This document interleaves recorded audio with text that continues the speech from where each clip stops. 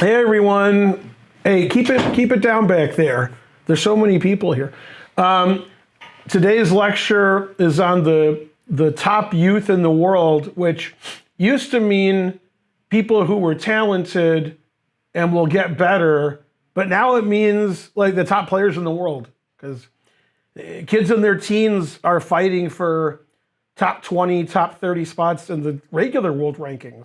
Frankly, ridiculous, but true.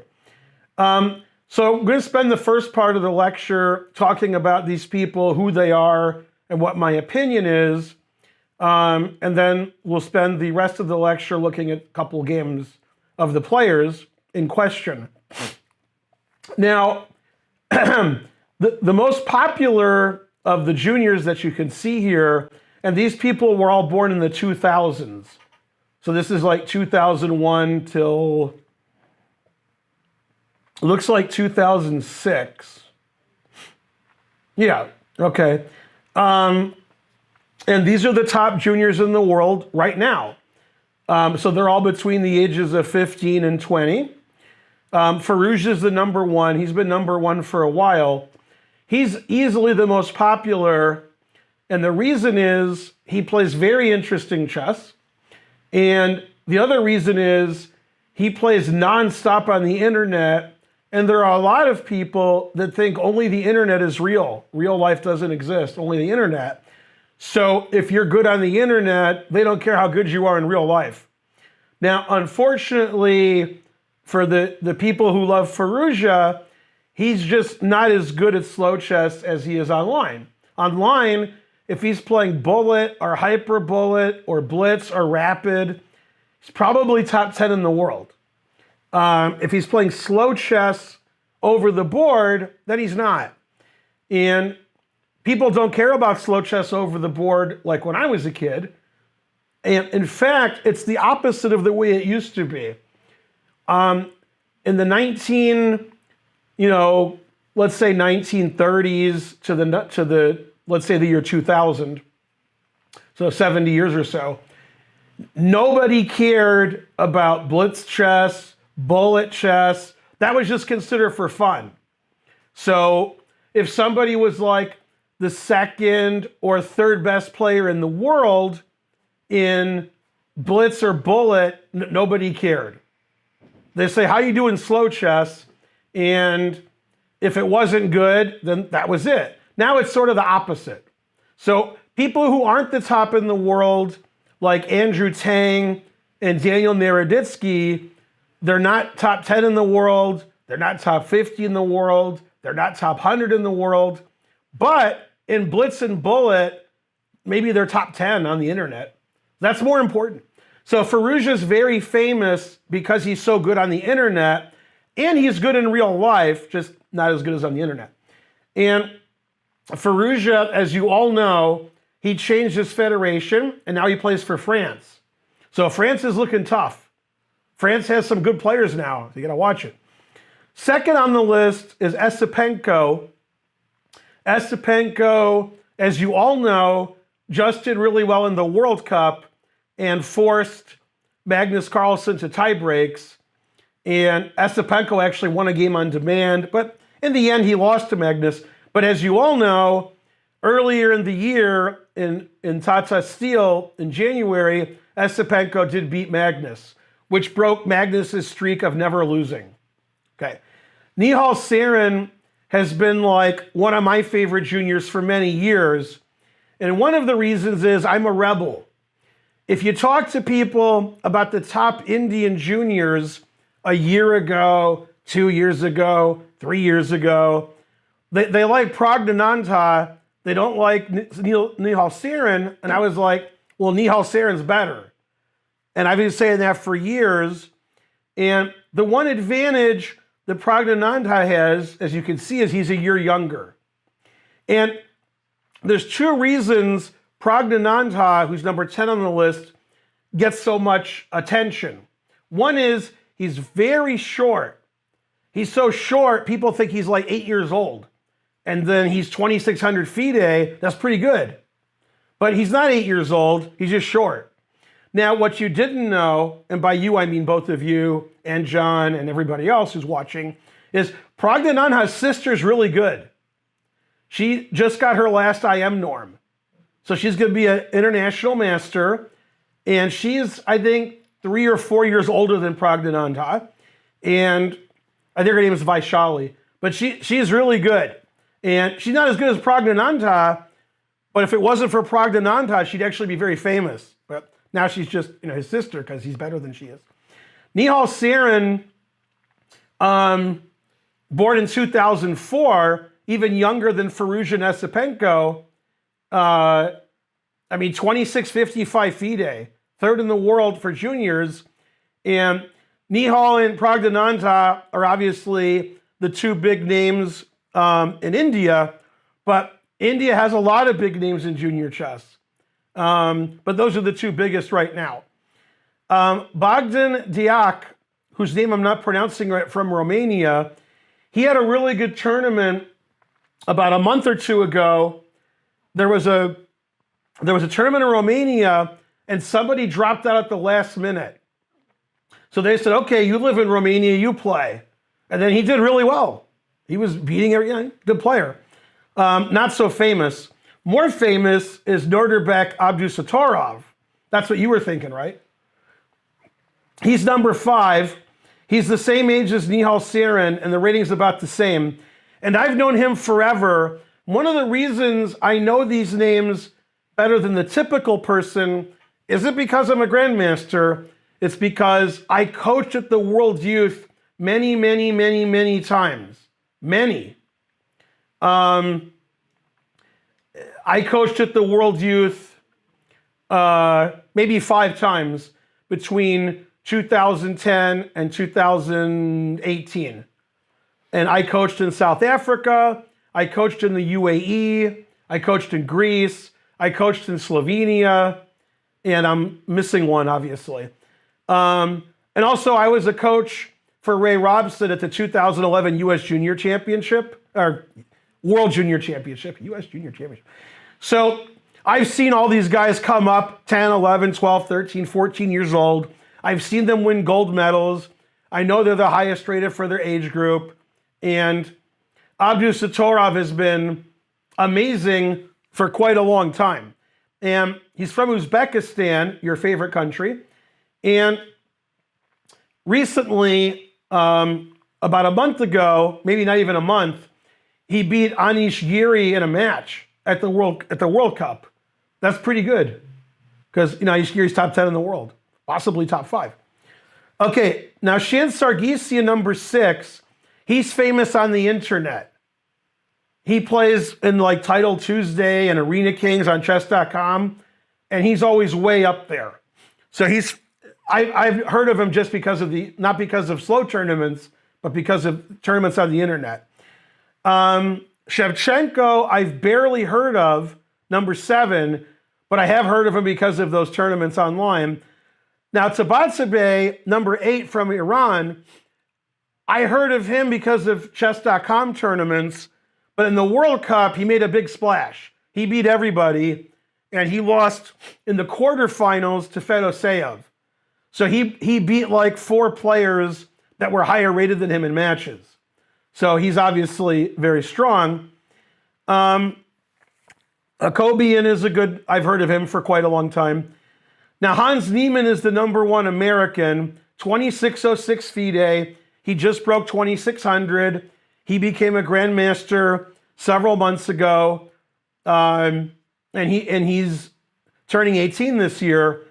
He's well known on the tournament circuit and on the internet circuit. He's playing chess all the time. He plays everywhere. Plays all over the world, all over the US, and all over the internet. And he's played the best players in the world in matches on chess.com and even other sites like Chess24, Lead Chess. And Hans Niemann's just playing chess. So he's the top junior in America. And I was at the World Open this year. I forgot how I did because I did really well. Well, my opponents did really well. And Hans tied for first.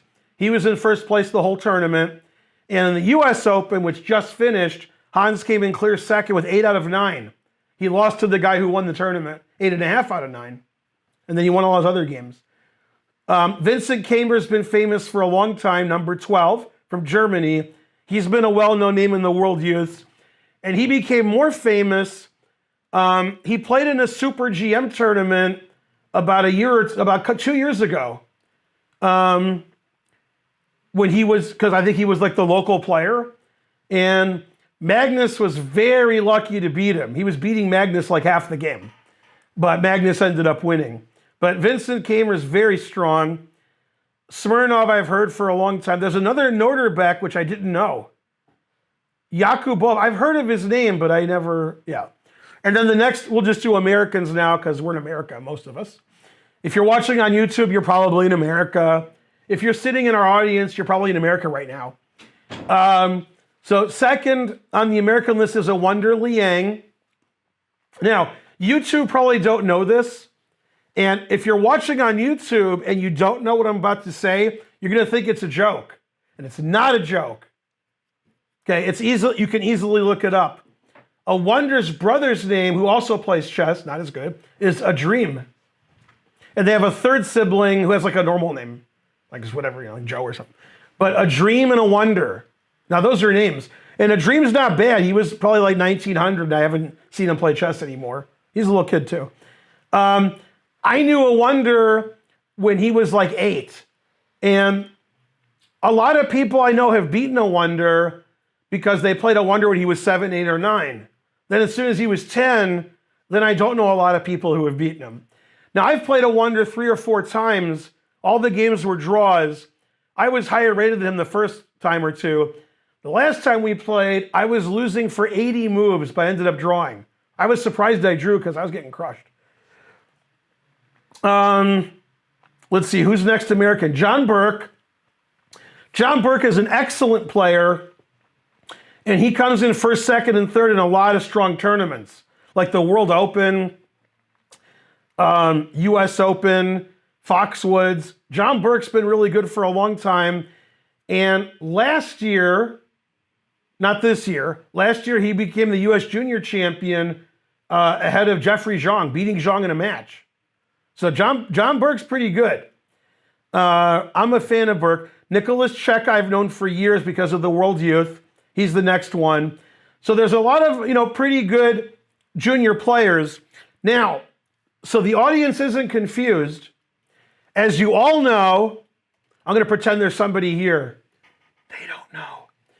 As you all know, Jordien van Foreest from the Netherlands won Tata Steel. And he was like the lowest rated player, which is ridiculous. He got clear first and became a very famous player. He's been one of the top 5 players in the Netherlands for a while, but winning Tata Steel's crazy, ahead of Magnus Carlsen and so forth. Anyway, the thing you didn't know, if you did know that, is his brother's really good, and there he is. He's number 28. Lucas van Foreest, that's his brother. 25-44 FIDE, a disappointment in the family. His brother's over 100 points higher. That's pretty good brothers for the Netherlands. Like, you don't see 2 Dutch brothers, both grandmasters, and both like really good. And that's actually his brother. Yeah. So that's the top players in the world. Now, when I'm streaming, or I'm sleeping, or I'm sitting down, or I'm in the hospital unconscious, or anything, I'm always asked, do you think Firouja will be the world champion? They never ask me about anybody else, just Firouja. He's got a lot of fans because he plays Magnus a lot on the internet. Plays him a lot of 1 minute, a lot, and 3 minute. And the answer is maybe. And Firouja is very good at blitz and bullet, but the answer, will anybody become the world champion? The answer is no, and then I'm probably right. Nobody becomes the world champion. Right? There's been like 16 world champions in history, and there's billions of people. So just always say no, and you're right. But he has a chance. And I'm a Nihal Sarin fan. I've always been a Nihal Sarin fan. Abdus Satorov is going to be really good. All these guys will be in the top 10 in 3 or 4 years. All of them.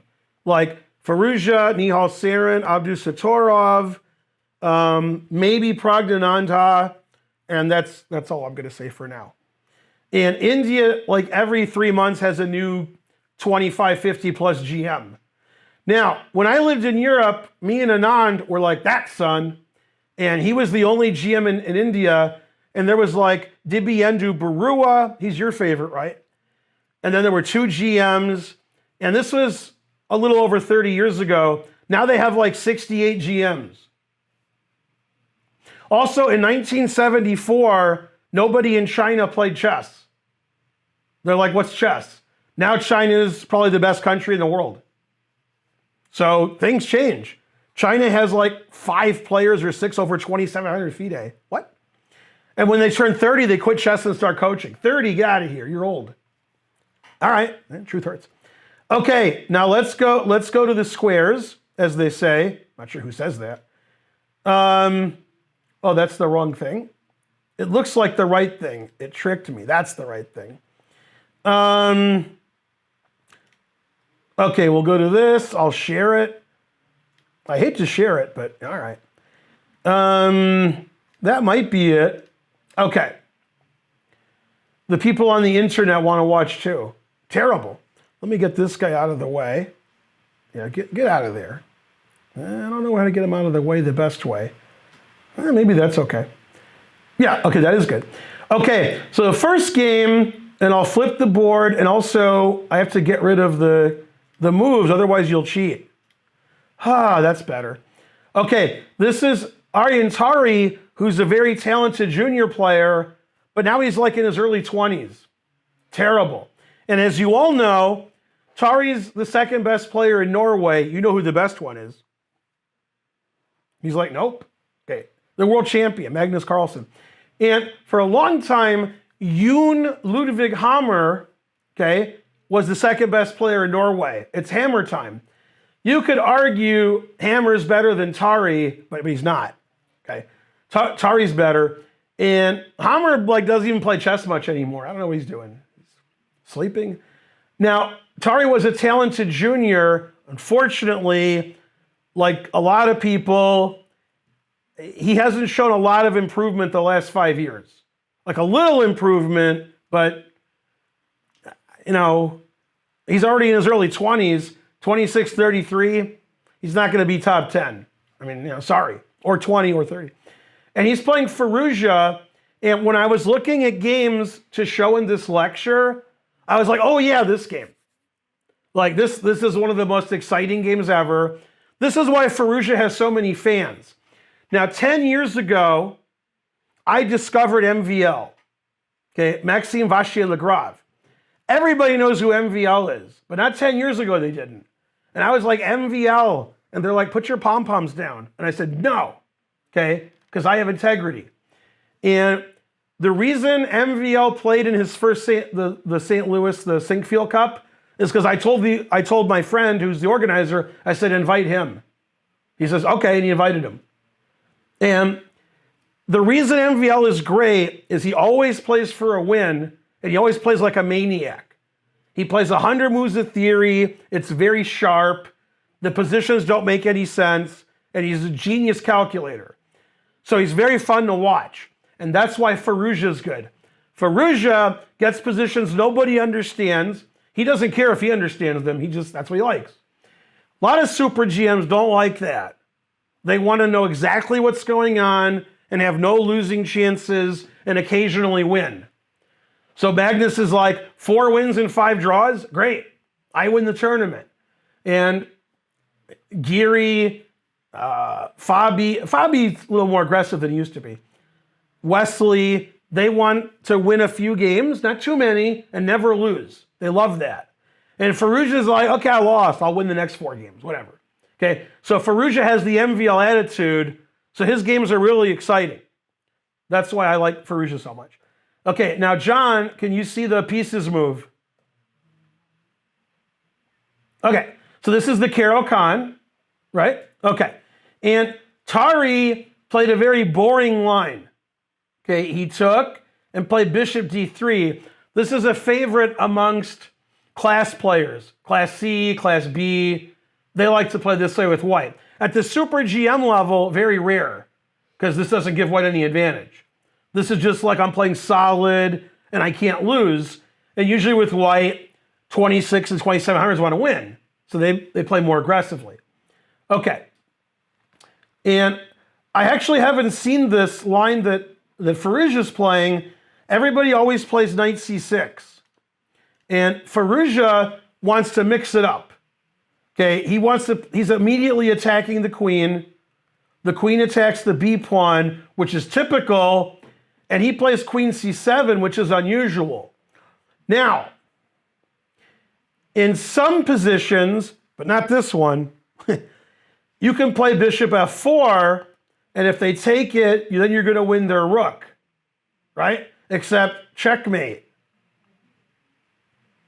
The reason it's checkmate, this bishop's here. So you can't play king e2. So normally they never play queen c7 in this variation because they don't want to run into bishop f4, but you don't run into it here.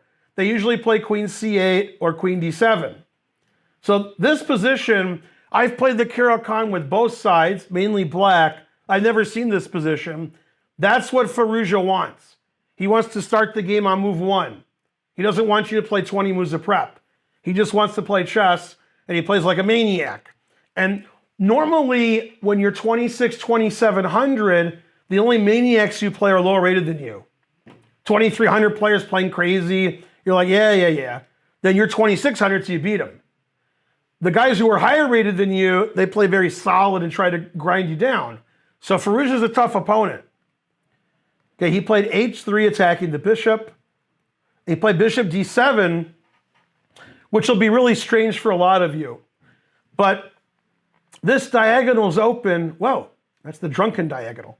This diagonal's open, so bishop h5 is risky. Because then, if the bishop and queen come in this diagonal and the knight comes here, black could have some issues. This makes sure there are no issues. And also the bishop here isn't pinning anything. And bishop f5 is hanging, so he chose bishop d7. Okay, that's fine. Now they played very normally. Very normally. Just develop their pieces and castle. Everybody's happy. Okay, now for lower rated players, what was the point of bishop g4? Bishop where? d7? When he moved the light. I thought you said he moved, that was the move, a bishop g4. And then he moved back. Oh, bishop g4 attacks the queen. Yeah. That was the point. And then after here, he went back. You could argue that that was silly. But the queen on b3 isn't actually well placed. That's not, queen's just sitting there doing nothing. So, it's unusual. And h3 is a weakness. And it doesn't look like a weakness until you see the rest of the game. Well, that's what I was wondering was because the queen is on the dark square, so now the g3 is slightly weaker. But I wasn't really sure what well, you'll see as the game continues why it's weak. But yeah, that's one reason. You with a question. Why can't white play bishop f4 right now? White could play bishop f4 right now. Okay. And black can either play a boring move, but probably black would take. Because if black plays a boring move, like, queen, then white would probably do that. Right. And now the bishop's on c6, on d7. So if the queen ever takes the rook, there could be some getting your queen trapped. And by getting your queen trapped, it's like immediately trapped. Like queen c7, bishop c6. Also, this is annoying, but you can play king e2. So this is possible, but I wouldn't do this if I was white, because if I take the rook, since the bishop's on d7, I'm really afraid of like queen c7, bishop c6. If the bishop's here, I'm much less afraid of that, because bishop b5 check is coming. So, I probably wouldn't do this. Now, in a blitz game, you go here, then the guy mates you. Man, truth hurts. Yeah. Okay. But yeah, I don't think white has a big threat here. Like, if black makes a random legal move that's terrible, and then I go here, bishop c6 looks like it's unstoppable. And then your queen's trapped. So you got to be careful. The bishop on d7 is good for trapping the queen. Okay, and probably the engine says bishop f4 is great, but okay. So knight f3, they played very boring. And lower rated players don't like when you mess up their pawns and they claim their king is weak, but it's not weak because white has no way to get his pieces over there ever. One of the reasons you force queen b3, why can't I, what did I do wrong? Yay, chess base is spinning. That means it's working great. Yeah, hey, it didn't break. So if the queen was on d1, the knight could move, what's that? What's that? All right.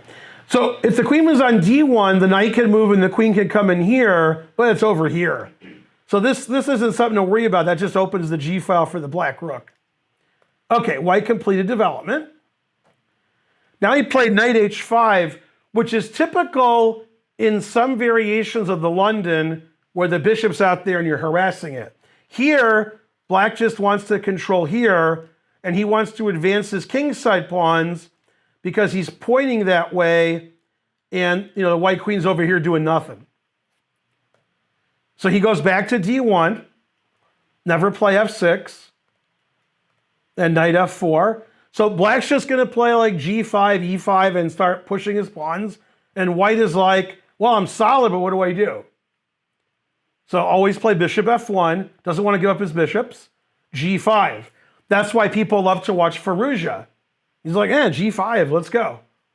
With computers nowadays, everybody's playing g5, h5. All right. In fact, today, in the St. Louis Rapid and Blitz, in some boring position, Mamedyarov played g4, g5, and game ended in a draw, but I was like, what? Okay, c4.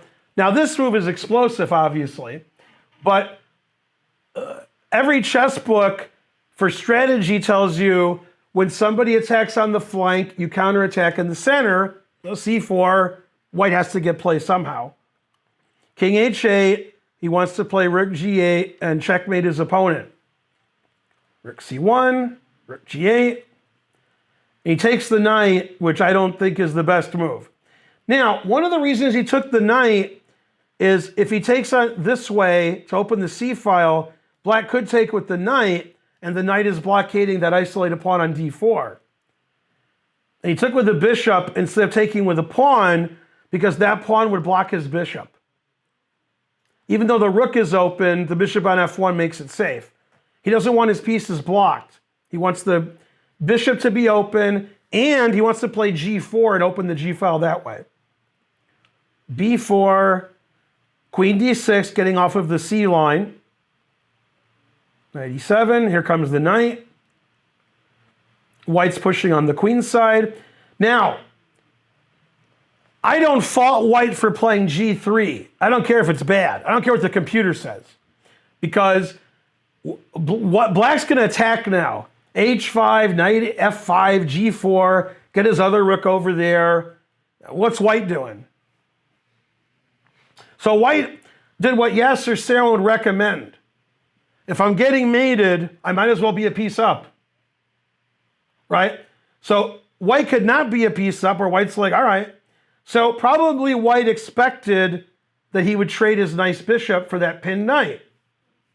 Very reasonable. And Firouja's like, no, I'm not doing that. I'm checkmating you. And these kinds of positions are very rare for people of this rating.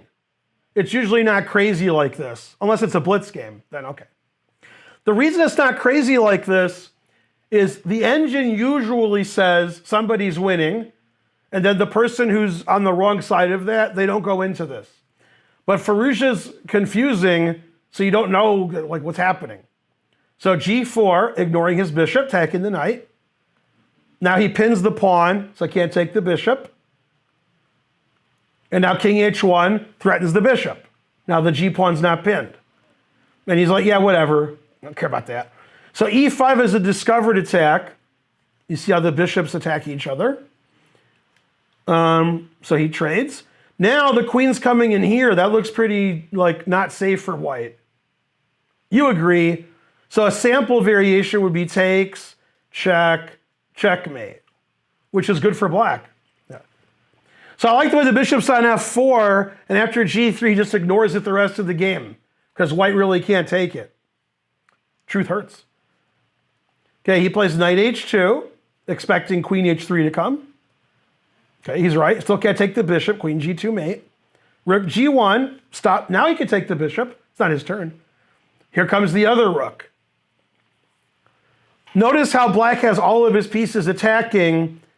And even though this is like sort of attacking, it's also, whoa, it's also, stop that. Ah. Okay. It's also pinning this knight, putting pressure there. Okay, he plays queen e2, e4. You still can't take the knight because you're getting checkmated. Or the bishop, I mean. Maybe he did take the bishop. In this position, if you take the bishop, I can win your queen if I want to. I'm not saying I want to, but you know, I'm going to win your queen. After queen e2, it looks like you could take the bishop now. And he played rook c3. If you take the bishop, I play here, threatening rook h2 mate and queen h2 mate. The only way to defend your knight, since this doesn't, I mean, there's a pawn here, is knight f1, but that undefends the rook. So that's mate. So that bishop just sits there on f4, and he literally doesn't care. Firouja's like, yeah, whatever. Okay, rook c3. Now, he still can't take the bishop because rook takes g1 checkmate. So, all right. Knight f5. Now, if there was a book on chess that told you when you attack, you should use all of your pieces, this should be on the cover of the book. Black doesn't even have any more pieces. That's it. He's got all of them.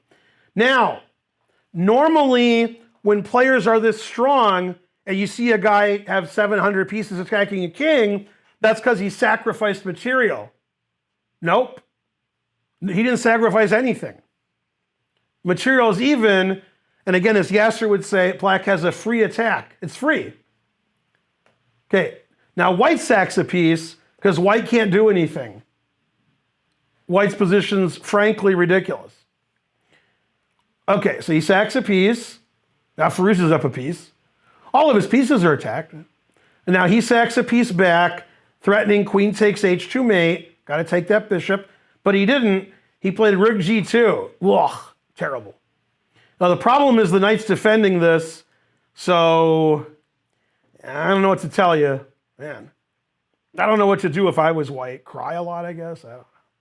Problem is I can keep taking with the rook, and at the end I want to take with the knight. So let's pretend this happens. Knight takes wins, but this probably wins more. You can't take the rook because you lose your queen. So everything wins for black. Played rook g2, rook e7, attacking the queen, and black wants to play rook e1 check, which I recommend. Right? Queen b1, stopping rook e1 check. But he says, no, I want to play rook e1 check. That's why Firouja is such a good player. Normally when you're doing something, it's hard to change what you're doing, but he's like, wait a minute, rook e1 looks pretty good. Let's do that instead. Okay, and then this is a very funny position because white sacrificed a piece and he's getting mated everywhere. Man, truth hurts. So Yasser would say that black is a piece up and has the compensation. Yasser has a saying for everything. Now, here's the problem. This rook is pinning this bishop. If you stop rook e1 with rook g1, this is checkmate. If you stop it with rook c1, this bishop's not pinned anymore. So many things win, but I could just move my bishop away. However, I would do this if I was black. I'm just saying, that's what I would do. And I think black's better. Yeah. Okay. So that was like a devastating destruction of white with the black pieces from a semi-boring opening. Cairo Khan, white plays boring, and black just attacks, pushes his pawns, moves his rooks over, and wins like it was nothing. And this is what happens often when there's a mismatch. I wouldn't call this a mismatch, but it's getting close. Normally, you guys see people of that rating playing each other, and it's not too exciting because they're the same strength. There's a lot of draws. However, if a 2700 plays somebody like me, then you're like, man, Ben sucks because I'm not as good as Firouja. And if I play a 1900, I mean, that 1900 sucks. 1900 plays a 12 and so forth. So we don't often see, before the pandemic, 27 2000s playing 25 2600s, but now you got to play who you can. You play whoever shows up. So there's a lot of internet play, so there's a lot of mismatches. And saying that Firouja is too good with Tari, that's saying something, because Tari's pretty good, right? He's not top 10, top 20 in the world, but he's pretty good. But he was overmatched and so forth. All right, so the question is, oh, that didn't work. That was the most not working. I've never had anything work less. Oh, that's no good. Okay. And, okay. We're going to finish with this game unless you can't see it. Hey, John, can you see me making moves or you still have the other board? Okay. Okay. Yeah. Yeah. Is this it? Yeah, I think this is it. Now do you see E4, C5? All right. Now this is a very famous game because Carlsen didn't lose for like 2 years in slow chess. In Blitz and Bullet, he lost every game. But in slow chess, he never lost. Something like 115 games in a row. But his opponents aren't very good. They're only 2,700 plus. All right. So this is Esipenko. Esipenko I knew many years ago. He was an up-and-coming junior, but he's already like top. And this game was played in January, and then a couple of weeks ago, Esipenko and Magnus played in the World Cup and had playoff games and so forth. I mean, very exciting match that could have gone either way. Okay, so Esipenko's white. Now, before I diss Carlsen, I got to say something good about him. Carlsen's doing something I like, which isn't necessarily good for his rating, but I like it. Magnus is known as a boring win equal positions player, and he's the best. When he has an equal ending, he wins more than anybody. And when he's slightly better, he wins more than anybody. And when he's winning, he wins more than anybody. And so if Magnus plays Magnus chess, he's just winning and drawing every game. But the trend in chess now is to play like a maniac, because that's what the computers do. And obviously, if you play like a maniac and you're good, you beat everybody. There's no draws anymore. So if computer plays a human, computer wins. Plays like a maniac, outcalculates. That's why Fedoseev did well. That's why Firouja does well. That's why Morozevich did well. That's why Shirov did well. And to some extent, Kasparov. Kasparov can calculate everybody, so he wins. And Magnus is like, I want to do that. I want to get exciting positions. I'm better than my opponent. I'll win. But unfortunately for Magnus, sometimes he's not better than his opponents at these insane positions. However, the last time Magnus played was he played Fedoseev. Well, actually, he lost to Duda, but when he played Fedoseev, oh no, he played Fedoseev afterwards. When he played Fedoseev, he beat Fedoseev like a beginner. I mean, he just took him out back. Okay, so Magnus is playing really sharp Sicilian with black. He's like, let's go. Let's see what you got, Esipenko. And Esipenko is like, I'm a junior, so don't play the Najdorf against me. Okay, he played Bishop E2, which is a boring line. And then G4, because he was just kidding. Yeah, now, if Karpov was dead, which he's not, but if he was, he'd roll over in his grave in that move. Because Karpov in the 70s was playing Bishop E2, Bishop E3, and winning all of his games strategically. Okay? And G4, he'd be like, what? Now, Karpov has played the Keres attack. He has played G4. But not with Bishop E2, Bishop E3. He did it when it was, normal. Not, you don't play like solid, boring moves, then play G4, but that's what they do nowadays. Okay, and Magnus is like, let's go. Let's play as aggressive as possible. And Esipenko's like, all right. Stops B4. He takes the pawn. So obviously, Black's development isn't the best. This is not a Magnus position. White's down a pawn. White has a lead in development. And if Black ever castles kingside, here comes Rook G1, a ready-made open file. So this isn't a Magnus position. This is a position like Fedoseev would take both sides. Mikhail Tal would play this position with both sides, okay, etc. But Magnus is like, I want to see if I can play these positions too. I want to get better at this. He's trying to improve. He can't improve in boring positions. He's already the best, so let's improve in these positions. Okay, Queen H4 is a little misguided. Rook G1. G6, I don't like G6. There's no dark squared bishop. Yeah, and this looks awful for Black. I mean, this looks terrible. Yeah, Queen H4, Queen E7. Are you kidding me, Magnus? Okay, now this is a blunder.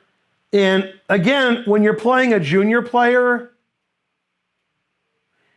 they see all the tactics, even the ones that aren't there. So after F4, Bishop E7 is the blunder? No, Knight C6 is the blunder. Okay, always play King B1. Now, Knight C6 is the most natural move in the history of chess, right? But it loses immediately. And normally, Magnus sees all the tactics, otherwise he wouldn't be world champion for 10 years, right? Then somebody else would be who sees all the tactics. But that's a blunder because this rook isn't defended and it's on an open diagonal. And now the knight on C6 isn't defended properly after this move and this move, and now after bishop takes Queen C3. And Magnus should see that, but he didn't. The truth hurts. So Knight C6 just loses the game because of this move. And you got to be careful because Knight C7's winning, Knight takes Knight, and Knight D6 check is winning. So this is basically forced. The queen's hanging. You can't lose your rook in the corner. So now White is threatening this pawn and this pawn. They're easy to defend except for one thing. They're not easy to defend. You can't defend either one. There's nothing you can do. And Black's position isn't very good. I think even if White wasn't winning a pawn, I would take White because, look at that. Looking good over there, right? The White's pieces are all great. Black's pieces are not. He just didn't see this variation. That's why he played Knight C6. So he tried, but he failed miserably. D6 is an excellent, beautiful move. Taking this is risky because this pawn's going to queen, this knight's hanging, bishop F3 does this to your rooks, bishop takes B5, if the knight moves, rook D8. So Magnus didn't like that. He's like, no, I'm not doing that. So he always retreats, and Esipenko goes, yum, yum, yum. Now, if you're good at counting like Bizarre, if Spencer watches this, he'll laugh now. White has 4 connected passed pawns. Okay, that's good. Potassium benzoate, that's bad. But 4 connected passed pawns is good. Yeah. And then, he took the A pawn because it's pinned. Man. So you can't trade queens because this is hanging, this is almost hanging, and this is hanging. So that's bad.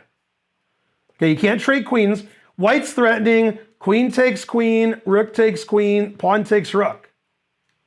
So Black's got to do something. So he plays queen E8 so they don't trade queens. Rook G5, which is an excellent move. This rook's really good here. That's a great rook. Now, bishop B5 is annoying because I said so. This is annoying, and pawn takes rook is annoying because the bishop on B5 breaks the pin. Esipenko, pretty good. He's pretty good move. Rook A4, rook A5, another good move. Now, you can play bishop B5. Whoa. And maybe he was worried Magnus would get counterplay with something like rook b4 and try to, sack a piece. I don't know. I'm assuming bishop e5 is good too. Yeah, this move's excellent. He doesn't want to trade pieces. And he doesn't really have an attack black. He has a pretend attack. White's attack is real. White's got a pass pawn on the 6th rank, so that's going to win the game. Yeah, and he's just wrap it up here. It's too easy to win. Okay, and eventually Magnus goes crazy because he's dead lost. Queen f5. See, he's playing for tricks. That'll definitely work against a junior player. Okay. King b2. See, the pawn's pinned, so he's hoping he can sneak in this check and get some counterplay. For example, takes here, king c1, takes. Man, black's got a lot of play now. Right? Black's not going to lose now. He has at least a draw. At least. Okay, and so Esipenko's like, no, you can't trick me. Then he takes it, because now there's nothing going on. Yeah, and then, so Magnus got crushed this game. And, he never loses. So that was exciting, because Esipenko's a junior player, and he beat Magnus pretty easily. And then he beat Magnus again in the World Cup. He beat him a game. In fact, he had to win the game, and he did. So, and then they made playoffs, and he lost the playoffs like on time or something. I don't know. But there's so many good junior players, and it's different than it was 10, 20, 30, 40 years ago when there was a good player under the age of 21. You were like, wow, someday he's going to be really good. Now they are really good. Now, people that are between 17 and 20 years old can beat world champions. So you got to watch it. Now the top juniors in the world are the top players in the world. It's getting younger and younger. When I was a kid, my dad, who was a chess master, said, chess players reach their peak about 35. Chess players are retiring by 35 now. Chess players reach their peak in the mid-20s now.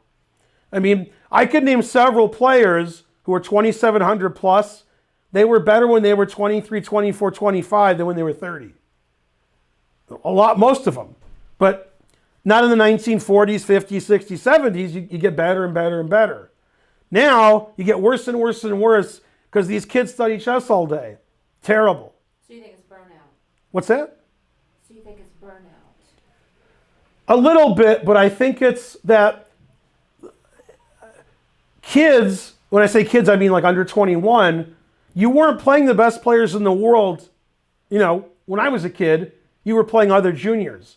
Now, 15 to 20-year-olds playing the top 10 players in the world is common. So they get better fast, and they study chess all day. And in the 40s, and because there's so much money in chess now, that's a reasonable thing to do. And in the 1960s, if all you did was study chess, you were just going to be poor your whole life. Now, you could be 2,200 at chess and make a living. A 2,200 nowadays with good skills at internet and teaching makes more money than the number 10 player in the world did in the 60s. So a long time ago, you had to be top 10 in the world. Now, there are people in chess who are under 2,000 who make a living because they have other skills that help their chess. So now, if you do chess, you could do that for a living if you're good at certain things.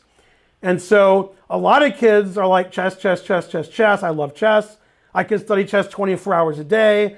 I can play Magnus Carlsen on the internet at 3 in the morning. And back then, you never saw the world champion. If you saw him, you're like, wow, what? Now you're like, get out of here. I'm better than you.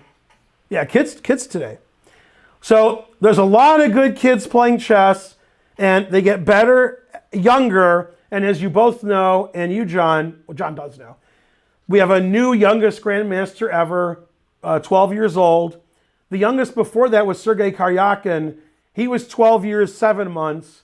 And I think the current one is 12 years, 5 months. I think. Something like that.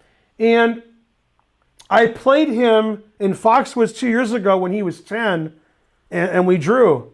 So he was already like IM strength when he was 10. You know. Yeah, that was Abi Mishra. Yeah, Abi Mishra. Yeah. Instead of offering a draw every move, now he wins every game. And by the way, they had this Super GM online rapid tournament, and he played in it. So he played the top 20 players in the world for like 3 days. And when you're 12, when I was 12, no, never happened. Never. You didn't even see him. But now, people are so good so young, they get to play the world's best like all the time. Like when Magnus was 13, he played Kasparov. And that was considered amazing. Now, the best 13-year-olds could beat the best players in the world. They're an underdog, but they could win. People are getting better. This is Grandmaster Ben Feingold with the Chess Club and Scholastic Center of Atlanta. Please like and subscribe. Follow us on Twitch. And I hope you enjoyed the lecture on today's youth. And probably in a year or two, after this is on YouTube for a while, some of these people I'm talking about will be world champions and winning every tournament. And they'll be like, what's Feingold talking about? He'll be good eventually. He's good now. Yeah, the truth hurts. Thanks for watching, everybody. Bye.